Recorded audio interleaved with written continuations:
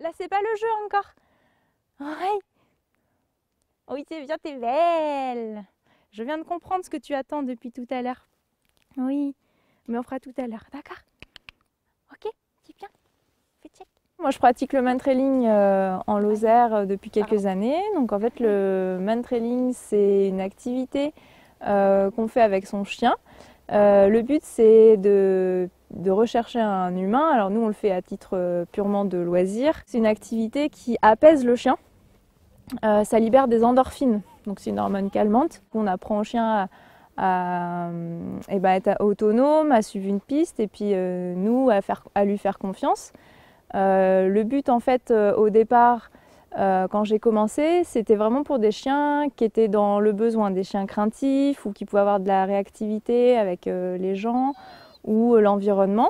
Et finalement, voyant que ça marchait bien et que ces chiens-là progressaient bien, etc., je me suis dit pourquoi pas en fait l'ouvrir à tous les chiens, même ceux qui vont bien, etc. Et c'est comme ça que c'est devenu mon activité principale, parce que finalement de base je suis plutôt éducatrice canin. Donc moi j'ai débuté du coup avec ma chienne Moka, voilà, qui a trouvé un trésor.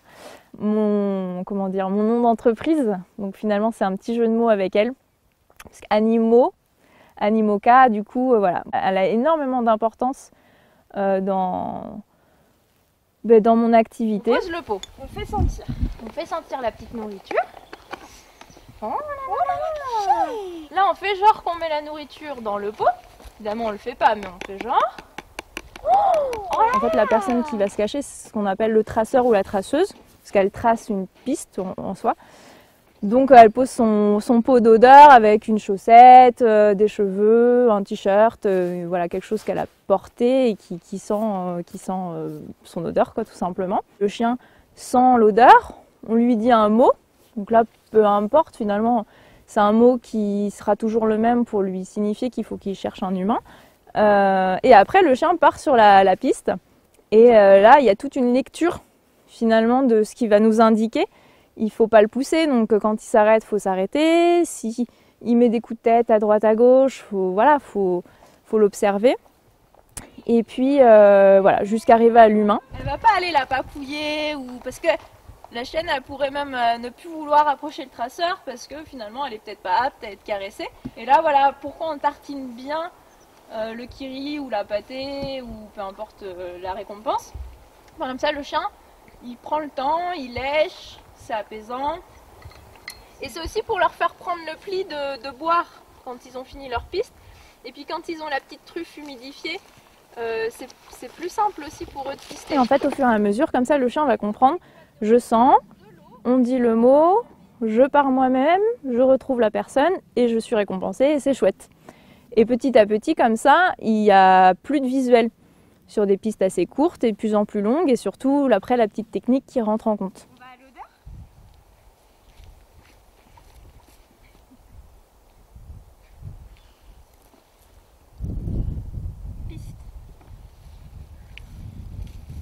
En général, quand il arrive à l'humain, il va marquer ce qu'on appelle une alerte de proximité. Donc en fait, c'est un changement de comportement. En général, c'est un peu comme un peu de l'excitation, la queue qui remue, ouais, une attitude différente qu'il avait depuis le départ. Et là, en fait, c'est qu'il va rentrer dans le pool d'odeur. Donc le pool d'odeur, ça va être en fait une grande flaque, comme une piscine d'odeur, due au fait que l'humain caché est statique. Et donc du coup, les odeurs coulent et puis forment une flaque autour de lui. Et le chien va devoir discriminer. Donc pourquoi ? Parce qu'on est plusieurs.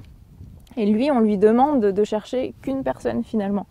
Il y a aussi dans un environnement boisé, il y a des odeurs de lapin, de chevreuil, de d'autres gens qui ont dû passer. Donc le chien fait vraiment cet effort. Donc ça dépense énormément mentalement. C'est en ça aussi que c'est très mental.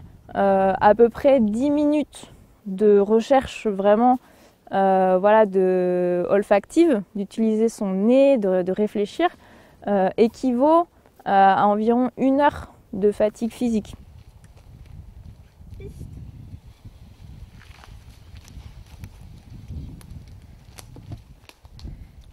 Je pratique dans différents lieux, donc là aujourd'hui c'est boisé, il y a aussi le COS qui est plus ouvert.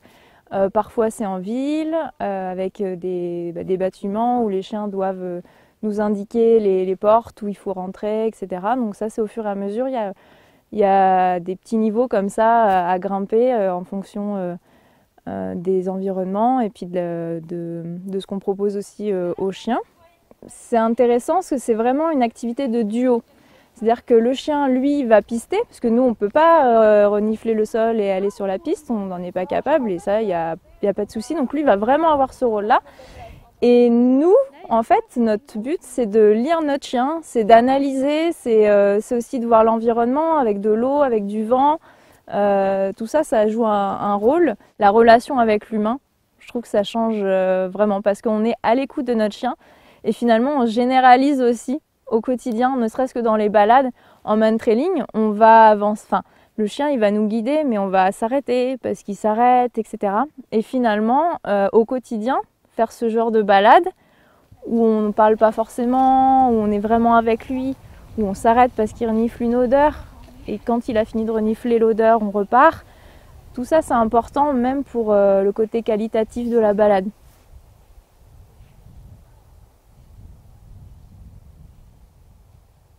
Donc, Taga, c'est une pointeur croisée espagnole qui a eu un gros passif de maltraitance. Donc l'humain, c'était compliqué.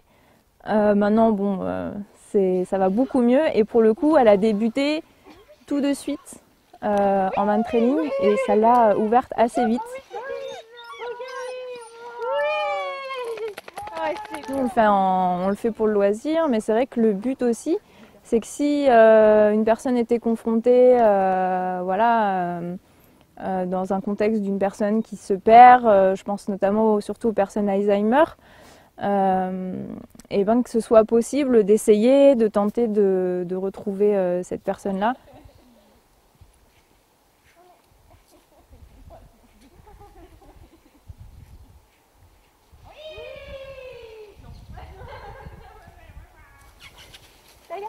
Tu l'as tout emmêlé.